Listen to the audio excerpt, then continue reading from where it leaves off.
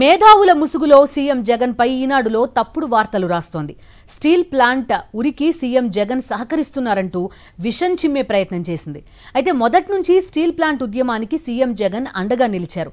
Steel plant ప్రైవేటీకరణ ఆపాలని ప్రధాని మోదీకి 2 సార్లు లేఖ కూడా రాశారు సీఎం జగన్. అంతేకాదు ప్రైవేటీకరణకు వ్యతిరేకంగా అసెంబ్లీ ఏకగ్రీవంగా తీర్మానం కూడా చేసింది. స్టీల్ ప్లాంట్ ఉద్యమానికి మద్దతుగా వైఎస్ఆర్సీపీ నేతలు పాదయాత్రలు కూడా చేశారు.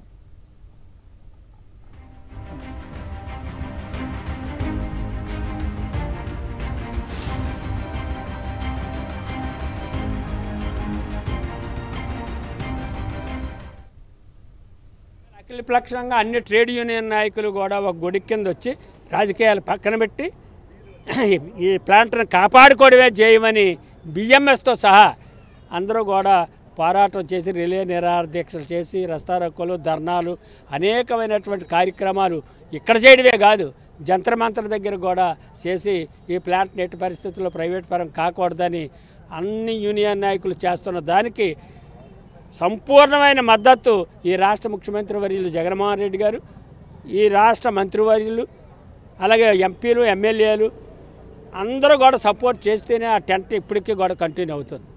లేదంటే ఆ టెంట్ని ఎప్పుడో ఎత్తేదామని చూశారు, కానీ ఎక్కడ దాని మీద ఈగోలితే మా మీద దుడ్డు వదిలినట్టు అని చెప్పి ఎక్కడా కూడా ఆ టెంట్కి డిస్టర్బెన్స్ లేకుండా మేము కాపాడాం.